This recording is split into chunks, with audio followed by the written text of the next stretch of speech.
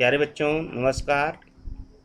आज मैं आपको वैश्वीकरण और या भूमंडलीकरण के बारे में बताऊंगा।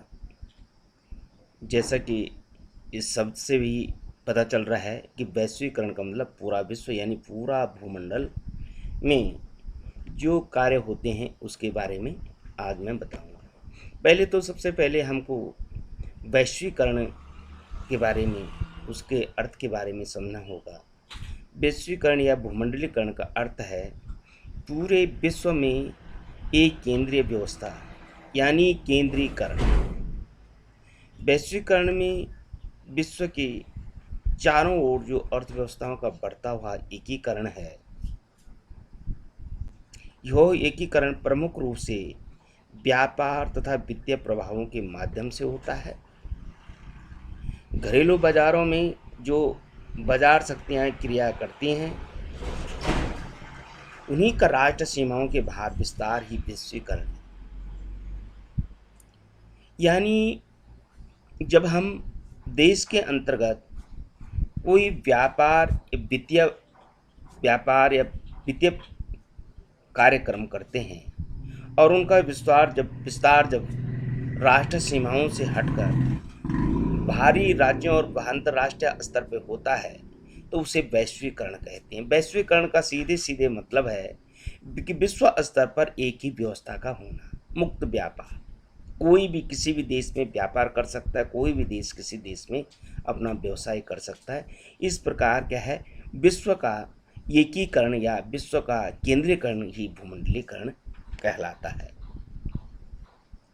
अगर हम इसको दूसरे शब्दों में देखें तो वैश्वीकरण का अर्थ किसी एक देश का स्वयं को शेष विश्व के साथ इस प्रकार से जोड़ना, एकीकृत करना कि जो हमारी वस्तुएं हैं, सेवाएं हैं, पूंजी है, श्रम है, ज्ञान विचार है, संस्कृति है, बिना किसी रोक के देश के भीतर आ सके और देश से बाहर जा सके। भारतीय प्रबंधन संस्थान जो कलकत्ता के प्रोफेसर आलोक राय के अनुसार वो कहते हैं कि मुक्त अंतर्राष्ट्रीय व्यापार एवं दीर्घकालीन पूंजी प्रवाह अर्थात प्रत्यक्ष विदेशी पूंजी निवेश ही वैश्वीकरण है। सीधी सीधी सी बात है कि वैश्वीकरण का मतलब है कि जो कुछ भी देश के अंदर हो रहा है वो देश के बाहर जा सके और जो देश के बाहर के अन्य देशों में हो रहा है वो देश के अंदर आ सके, चाहे उसमें श्रम है, पूंजी है, सेवाएं हैं, फैक्ट्रीज हैं, संस्कृति है, इन सभी का आदान प्रदान ही वैश्वीकरण कहलाता है। अब वैश्वीकरण में भारत की भूमिका या भारत क्या है और भारत ने कब से वैश्वीकरण में अपने को जोड़ा है, किस प्रकार जोड़ा है, इसके बारे में थोड़ा सा समझ लेते हैं। अंतर्राष्ट्रीय मुद्रा कोष तथा विश्व बैंक के कुछ दबाव थे, जिसके कारण क्या है, भारत सरकार ने 1991 में स्थायित्व और संरचनात्मक समायोजन का कार्यक्रम लागू किया, जिसके निम्न 3 हिस्से या 3 उद्देश्य या 3 लक्षण हैं।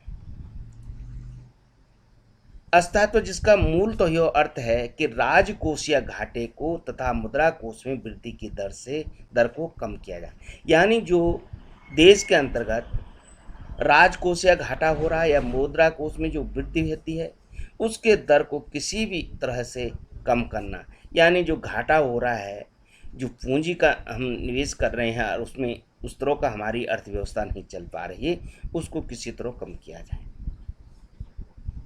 दूसरा है घरेलू क्षेत्रों में जो नीतियां अपनाई जाती हैं, उदारीकरण, जिसका अर्थ है उत्पादन, निवेश, कीमतों इत्यादि पर लगाए जाने वाले नियंत्रणों को कम करना तथा साधनों के आवंटन को बाजार के निर्देशों द्वारा निर्धारित करना। यानी बाजार भाव को निर्धारित करना, बाजार के स्तर पर बाजार की क्या स्थिति उसके आधार पर इनको निर्देशित करना।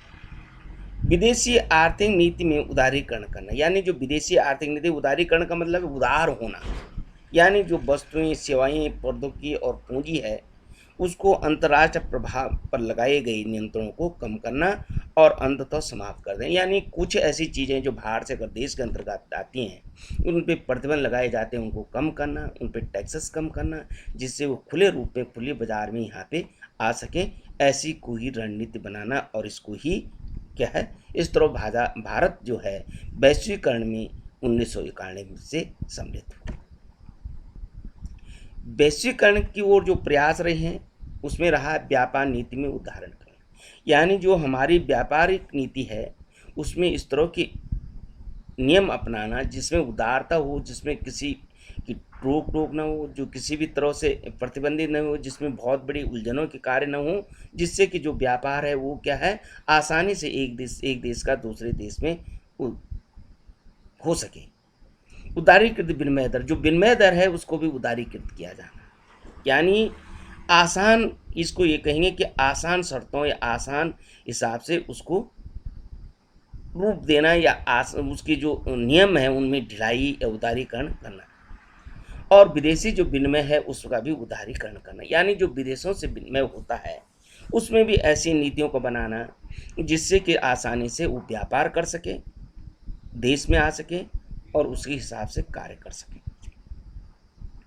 इसके जो अनुकूल प्रभाव वो क्या रहे, उच्च तकनीकी का उपयोग। जब विभिन्न देशों का आपस में व्यापार बढ़ेगा, औद्योगिक लगेंगे, उद्योग धंधे होंगे, तो जो उच्च तकनीकी है, वैज्ञानिक तकनीकी है, उसका उपयोग किया जाएगा। यानी अगर भारत में बाहर से अमेरिका की माना कोई कंपनी लगती है तो वो उच्च तकनीकी के साथ लगेगी और उच्च तकनीकी के साथ लगने के कारण उसके कार्य अच्छे होंगे और इसमें एक तरह की प्रतिस्पर्धा भी होगी जिससे कि क्या है अच्छे सामान, अच्छे उत्पादन भी होंगे। और विदेशी जो मुद्रा कोष है उसमें देश के अंतर्गत जो विदेशी पैसा है, मुद्रा कोष है, उसमें भी वृद्धि होगी। जब विदेशी कंपनियां लगेंगी तो विदेशी धन भी आएगा, विदेशी माल भी आएगा, उससे क्या है विदेशी मुद्रा कोष में वृद्धि होगी और यहाँ का माल जब बाहर जाएगा तो बाहर से आने वाला पैसा भी उसमें वृद्धि होगी। निर्यात में भी वृद्धि होगी, जो यहाँ से सामान जाएगा उसकी निर्यात में वृद्धि होगी, अधिक सामान उत्पादन होगा, अच्छी वस्तुएं होंगी, उनकी क्वालिटी और क्वांटिटी अच्छी होगी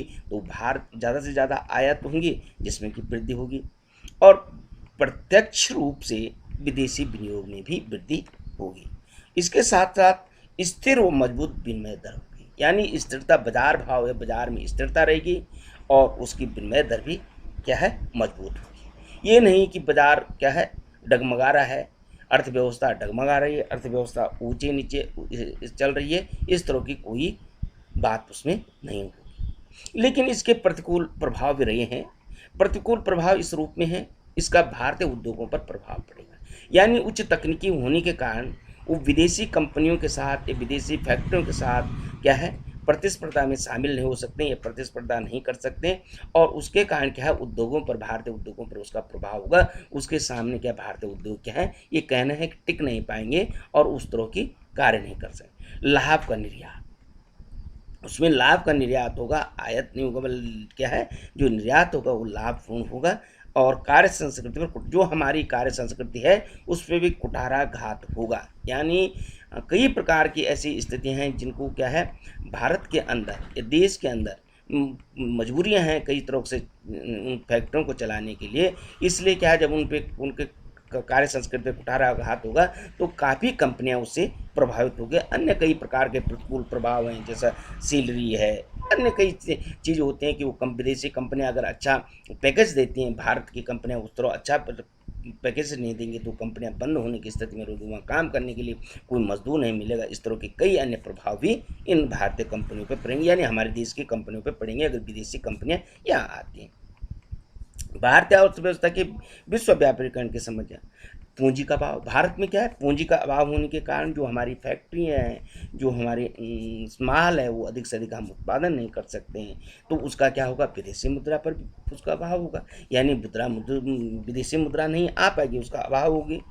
इसके साथ साथ उस तरह का वातावरण भी नहीं मिल पाएगा जिस प्रकार की विदेशी कंपनियों को मिल पाएगा। मतलब कहीं कुछ क्या हमारी आर्थिक स्थितियाँ उस पर के कारण वो क्या है उन कंपनियों के साथ टिक नहीं पाएंगी, वो होगा प्रतिकूल स्थिति।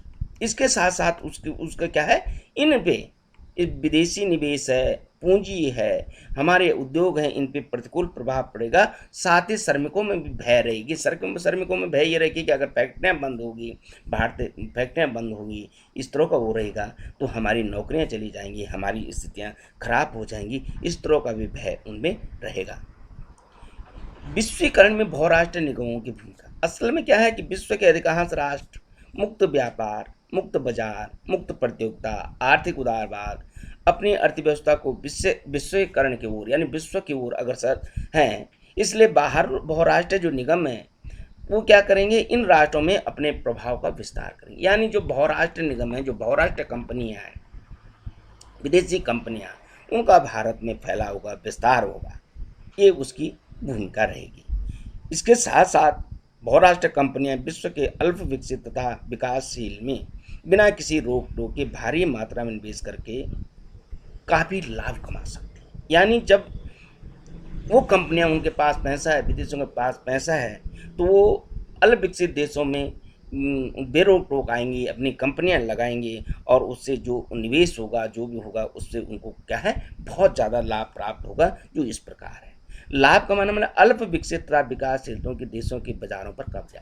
यानी जब उनकी वस्तुएं होंगी, उनकी अच्छी टेक्नोलॉजी होगी, तो उनको क्या है, वस्तुओं को उत्पादन में कम खर्च आएगा, अधिक वस्तुएं उत्पादन करेंगे और वो बाजार पे अपना कब्जा विस्तार करके कब्जा करते रहेंगे, जिससे कि घरेलू जो बाजार है वो धीरे धीरे खत्म होता जाएगा।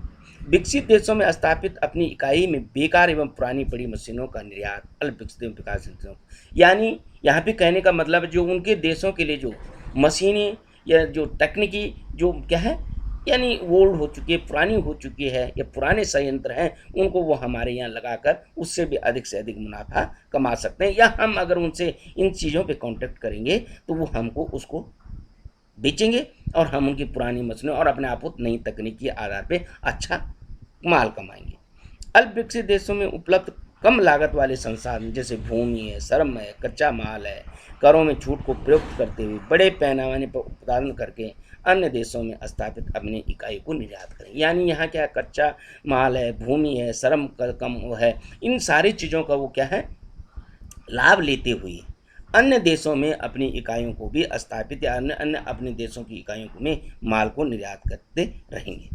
अल्प विकसित एवं विकासशील देशों की आर्थिक नीतियों तरह निर्णय देने की क्षमता को अपने पक्ष में, यानी जब उनका प्रभाव रहेगा, बाजार पे उनका कब्जा रहेगा, तो जो आर्थिक नीतियां हैं अल्प विकसित देशों और विकासशील देशों की जो आर्थिक नीति बनाने के लिए, यानी वो कहीं ना कहीं प्रत्यक्ष और अप्रत्यक्ष रूप से उन पे प्रभाव क्षेत्र में आकर उनके अनुकूल ही नीतियां बनाएंगे।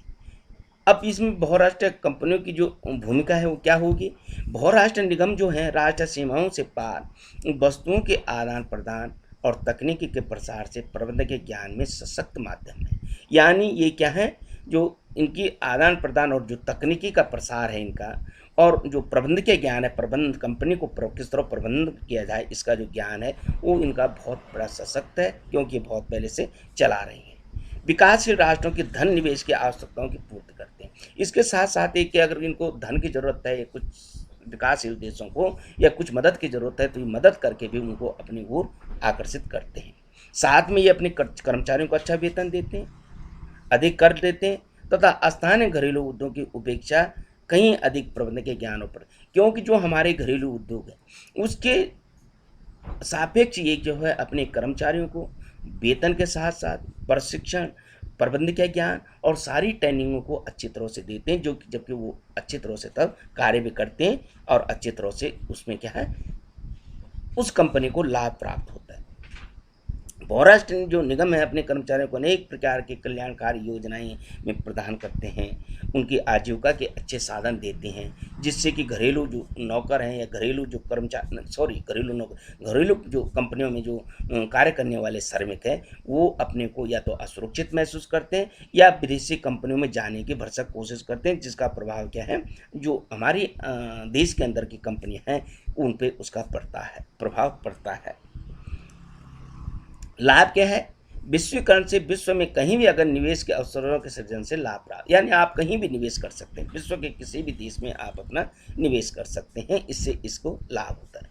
विश्व के कारण पूंजी का प्रभाव भी बढ़ता है। जब विश्व के विभिन्न देशों में आप निवेश करेंगे तो उसका आपको पूंजी भी बढ़ेगी और वहाँ का जो पैसा है वो भी बढ़ेगा। बाजार आपका विश्व स्तर पे आपका बाजार का विस्तार भी होगा। अंतर्राष्ट्रीय आर्थिक प्रतिस्पर्धा के कारण उत्पादन में भी वृद्धि होगी। जब प्रतिस्पर्धा होती है तो उत्पादन में वृद्धि होती है, उत्पादन में वृद्धि होगी तो जो उपभोक्ता है उनको कम दामों में भी अच्छा माल मिलेगा और बाजार उतना ज़्यादा विकसित होता जाएगा। वैश्वीकरण के सामाजिक और आर्थिक समस्याओं व मुद्दों ने विश्वव्यापी रूप आज क्या है, आप देखते हैं कि जब मैं कभी भी बात करता हूँ तो मैं ग्लोबल विलेज की बात करता हूँ, यानी पूरा विश्व एक गांव के रूप में विकसित हो चुका है। इसलिए एक दूसरे के बिना न तो किसी का कोई देश चल सकता है, न एक दूसरे के बिना न कोई देश अपने आप में परिपूर्ण है। इससे तकनीकी है, सूचना का ज़बरदस्त लाभ होता है और एक दूसरे देश से लाभ प्राप्त कर सकते हैं, लेकिन इसके कुछ दोष भी हैं। यह वैश्वीकरण के प्रजातंत्र के विविध परिस्थितियाँ उत्पन्न करता है, यानी ये क्या है, कुछ ऐसी परिस्थितियाँ उत्पन्न करता है जो प्रजातंत्र के लिए खतरनाक भी हो सकती है। विकासशील राष्ट्रों की औद्योगिक प्रक्रिया पर इसका बुरा प्रभाव पड़ता है। जो औद्योगिक इकाइयाँ हैं हमारी विकासशील देशों की, वो क्या करती हैं, उनसे क्या हो जाता है कि जब वो उनका प्रतिस्पर्धा होता है तो उसके सामने कहीं नहीं टिकते, जिसका उन पर क्या है प्रभाव पड़ता है। और मशीनों का जब हम उपयोग करते हैं तो श्रमिकों की कम आवश्यकता होती, इसलिए जो श्रमिक वर्ग है वो कम होता जाता है, उसकी जो नौकरियां हैं वो चली जाती हैं, इस पे उसका प्रभाव पड़ता है। विदेशी कंपनियां विकासशील राष्ट्रों के प्राकृतिक संसाधनों का खूब दोहन करते हैं। जो हमारे प्राकृतिक दोहन संसाधन है उनका खूब दोहन करके अधिक उत्पादन करके वो क्या है विश्व स्तर पे अपने बाजार को फैलाते हैं, लाभ कमाते हैं और हमारे संसाधनों को कम करते हैं।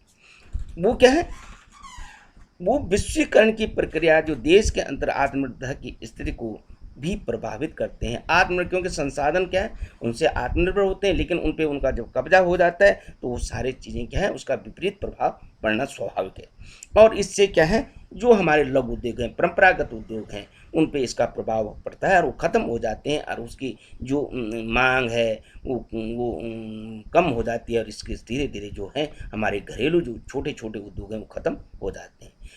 आज के लिए इतना ही, धन्यवाद।